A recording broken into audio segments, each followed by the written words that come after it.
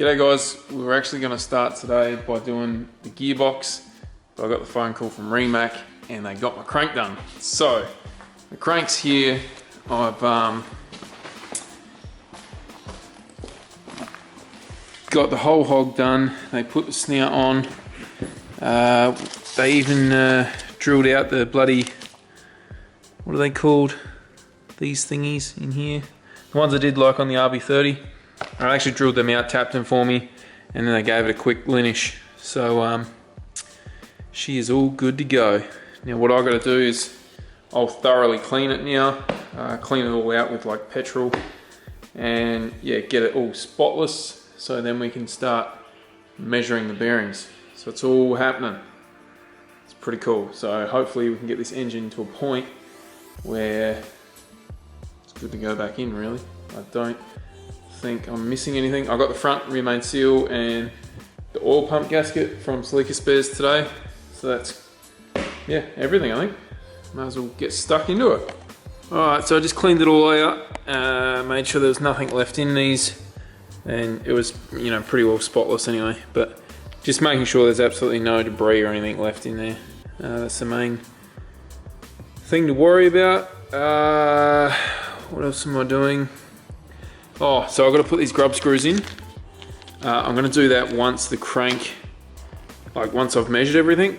And when you do put them in, just like in the RB30 video, you just got to like peen around the outside so that it can't actually come loose. So you Loctite them, do them in, and then you just tap around the edges. So I'll show you.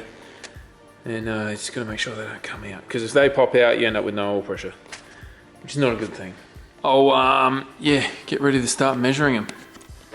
I've never used this Plastigauge stuff, so yeah, it's going to be interesting.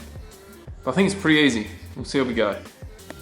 I'm just going to quickly explain what I'm going to do, because it's just going to be a bit too hard to try and film it and do it at the same time. But see the ones, these bearings with the groove in it, they actually go in a block. So they will go in on the block side, and then the ones that obviously have the smooth are actually on the girdle. So these are the old bearings, guys. I'm not reusing them, just so you know. New ones are here, and there's some more up on the car. So once we put the caps in the bottom, I'll then fit the crank. Then we'll put the Plastigauge on the top, and then put the bearings in the girdle, chuck that on top, leave the bolts with oil in them. Oh, actually, before we put the Plastigauge on the top, I'll put the girdle on so all the bearings are sitting where they should be. I won't obviously torque it down, but I'll just tighten it up so everything's all good, and then we'll put the top girdle back on with this underneath, and then we'll check the measurement of the, yeah, what it squishes to. It's, sorry if this is confusing, guys, but it's my first time, so I just want to get it done. Okay guys, I put the girdle on. All the bearings are sort of seated now, and one thing you just need to make sure of is obviously you got to put the Plastigauge on the very top of each the mains here, because you want to measure the very like bottom of the bearing, if that makes sense. So you can't sort of put it around the side, measure from there, because you'll get different on each one if you put them all over the spot. So you need them dead at the top, and doing that you need to move the oil holes over, like just turn the crank a little bit just to get them out of the way, because you don't want to put the Plastigauge through the guts of that. You want them on the top here, so just a heads up. Alright, so I put the girdle on. I obviously torqued it down in a couple of stages, but the final setting is like 50, they say in between 46 and 52 Newton meters. So I've done that, and I actually borrowed a really good torque wrench. So it's not mine, but it's a Snap-on like electric one that's been calibrated, so yeah, I can trust that one. So yeah, now I'll rip it off and we'll have a look at the Plastigauge, which was an absolute nightmare to break off and put on there, by the way. So I'm not looking forward to the rod bolt ones. I really am not looking forward to doing that. Oh, it's going to be hard to see the Plastigauge, oh maybe not, but you can see that between them all, it's not going to look like it on camera, but they are pretty much all the same. And they're coming in at in between 0.025 and 0.038. So it is within spec, which is good. The only one I'm worried about is this one, but it's... Oh, no, that's all right. We're all good. Yeah, no, we're all good. She's all good. So, crank's good. I'm going to pull that out now, get all that freaking plastic gauge stuff off, clean everything again, and pretty much assemble that, and put all the caps on the rods, and then we'll quickly do them as well. But we're getting there. Slowly getting there. Oh, I'm kind of jumping ahead a bit here, guys, but I've just done a rod one, and yeah, it's in spec according to the sheets I've got. I don't know, you guys might know something else, but it's getting put together how it is. Alright, so we're all good. So the measurements are all good as far as I know and what I've been told according to the information I've got. They're all even, so that's good. Whether or not it's up or down or whatever, it's all even. So I am going to put it together. I'm going to coat everything with assembly lube, even though I'm going to be starting it pretty much straight away. I'll put assembly lube through it all. I just seen someone commented on the last video saying to put Vaseline in the oil pump. I will thicken that up with some assembly lube, so don't stress, and thank you for letting me know, because I actually didn't know about that. It is a very good point, because it will, yeah, suck air. So I'll do that, obviously after, but I'm going to put this bottom end together, and I was going to chuck on a time lapse, but I think it's going to be boring. So I'm just going to put it together, guys, and then we'll get to the next part, which will be doing front, rear main seal, all that fun stuff. So yeah, you'll see this like this right now, and then it will be all finished in a second, and none of that junk on the ground will be there. Ready? Ta-da! It's all back together, the oil pump on the front, everything's all torqued up, and now I'm doing the oil pickup.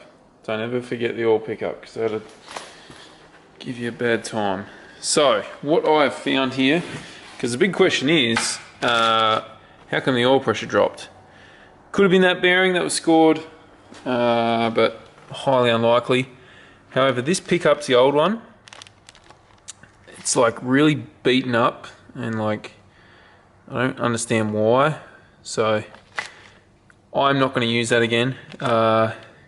You know, there could be the smallest freaking crack somewhere in it.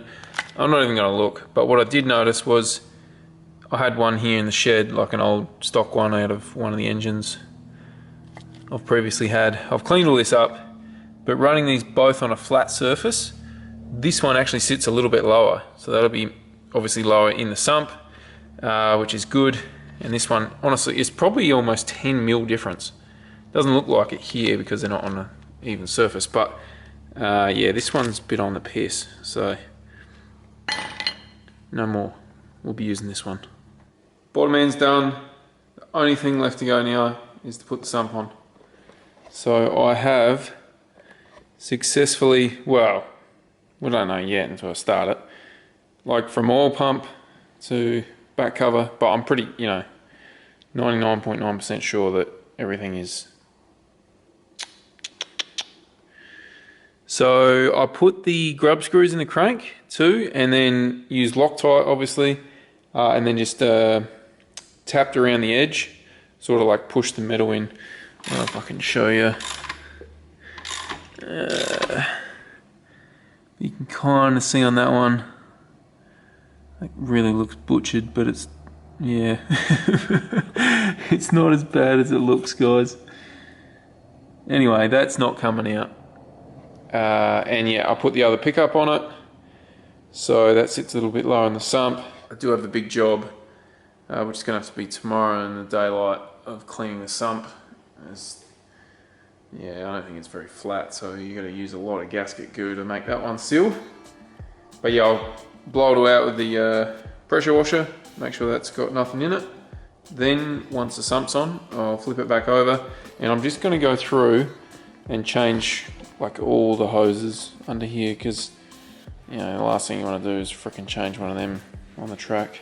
And then I just got to rebuild, well, put the gearbox back together, put those new parts on, and then literally chuck it all back in. So I don't think I've missed anything.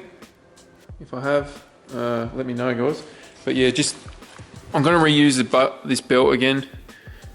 Oh geez, that's a bit tight. Oh no, that's alright. Yeah, so if you do this timing belt too tight, you'll know straight away, because it sounds like your bloody engine's supercharged. But yep, that should be all good. I usually replace the stud whenever I pull the timing belt off. I always replace the stud that holds the tensioner on, because you know they're so old now. But I'm pretty certain I changed that last time I had this engine to bits. And this belt is honestly not even that old, because obviously this is a new head that was put on after the last one dropped the valve and yada yada yada. So I'll wrap today up right there, guys. I'm gonna go get a freaking good sleep. Thanks heaps for watching, guys, and appreciate all the comments you guys are chucking in there and letting me know about things, and you know, just purely looking out for me. I appreciate it heaps, so thank you. So that's it for today, and thanks heaps for watching, guys. We'll see you again tomorrow, hopefully.